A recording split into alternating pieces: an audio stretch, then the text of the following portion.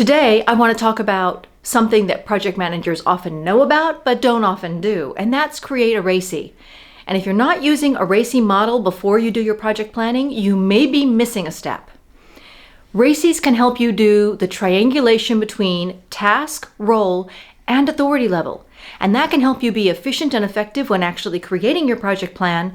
But more importantly than that, it can help you be really clear when communicating your team's responsibility levels and each task. So let me tell you about RACI, how it works, how you can make a RACI using my free downloadable in the blog link below, and how my 6 RACI tips can help you be even more efficient and effective.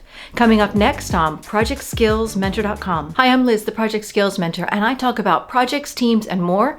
And today we're focused on my Project Management Fundamental series, all about RACI today. So what is a RACI? It stands for Responsibility, Accountability, Consulted, and Informed, and it often looks like this. Now, let's talk about how you use a RACI form and how it plays into planning your project. So let's dig into these 4 responsibility levels and talk about how they interlink. First, we have responsible. This level has multiple people potentially in it, or maybe only one, but these are the folks responsible for actually doing the work. They create the content, create the product, whatever it is. Next, we have accountable, and that's always one person on the team who is ultimately responsible for the outcome of that task. They generally have the skills to understand who should do the work, how the work should happen, and what the final outcome should look like. The consulted team might actually be accountable on the work of creating the design of the training document, as an example. But when that team is sharing their information, they're acting in their consulted role. So that's an example of different activities create different levels of responsibility within the team. There's another group that may be consulted, as an example, and that could be the project team leads that need to be consulted on tasks and task management. Another group you need to consider for consultation is sign-off groups. You might have milestones or stage gates that need to be approved by an outside committee.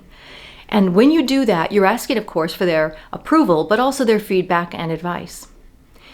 All of these consultative groups need to be part of your stakeholder map.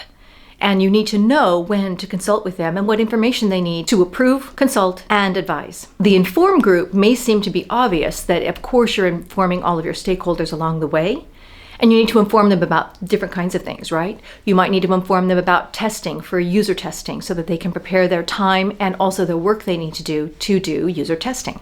But you have another group to inform often, which may be overlooked, the project team. As a project manager, and maybe with your PMO, you are creating the plan, you are organizing the work. Project managers need to meet regularly with all of their team members so that they understand the work that's being done and who's doing it, the responsibility level. To even get more value from the RACI process, I'd like to take you through my RACI process flow.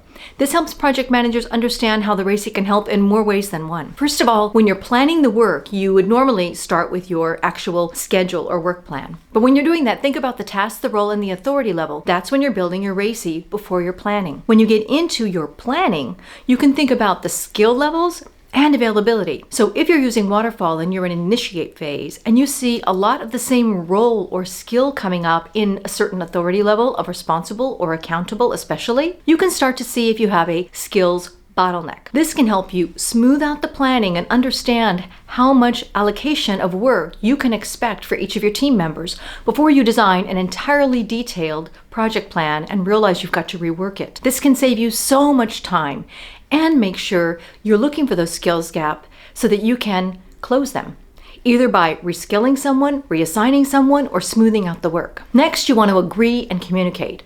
Of course, most of the work is done with the leads and the PMO to get the initial planning steps done. But once that's agreed, you can ensure that the workload, the roles, and handover between roles is really clear. And finally, you need to test, update, and possibly revise your RACI. You know, your staff level in April may be different during the summertime when holidays are there. So if your July's RACI looks different, be sure to have a separate RACI for that so that as roles change or staffing changes, you've got that right balance. On my blog below, I give you a couple of examples. I give you a PowerPoint kind of RACI format and also one that you can use in Excel. And it's up to you which works for you. You can even do it on that poster I mentioned earlier.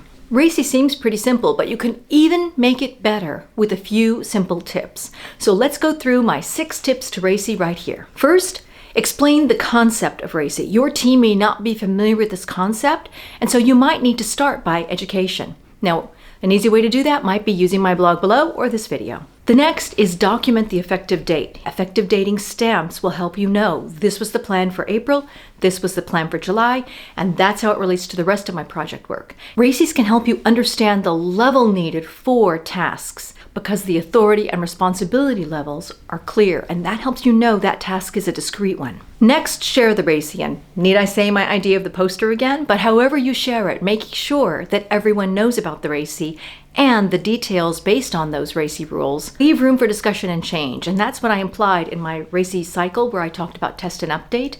You do need to constantly review and make sure you're not creating bottlenecks and that through RACI you're actually solving bottlenecks. And that gets to my last point, clarity about the job role versus the task role. So RACI speaks about task roles, but the job role might be quite different. So you might have a technical and a functional lead, but you might also have a UI designer and a UX designer. And at different times on different tasks, they may actually be the responsible party because they have the information necessary and the skill set necessary to be responsible for that task.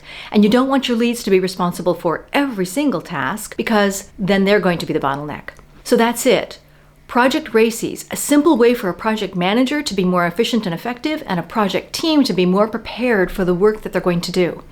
I hope you found this information helpful. If you did, consider subscribing and give this video a like. Check out this playlist, which is my project management fundamentals, to learn about all the things I've also touched on today.